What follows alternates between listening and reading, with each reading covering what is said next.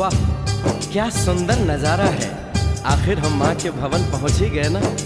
ये पावन गुफा किधर है बेटी?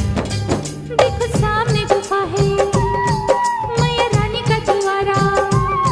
माता वैष्णो ने यहाँ रूप पिंडियों का धारा। चरण गंगा में नहा लो, थाली पूजा के सजा लो, लेके लाल लाल चुन्नी अपने सर पे बनवा लो। जाके सुंदर गुफा में माँ के दर्शन पालो, बिना मांगे ही यहाँ से मन इच्छा फल पालो। गुफा से बाहर आकर कंचके बिठाते हैं, उनको हलवा पूरी और दक्षिणा देकर आशीर्वाद पाते हैं और लौटते समय भैरव दर्शन करने से ही यात्रा संपूर्ण मानी जाती है।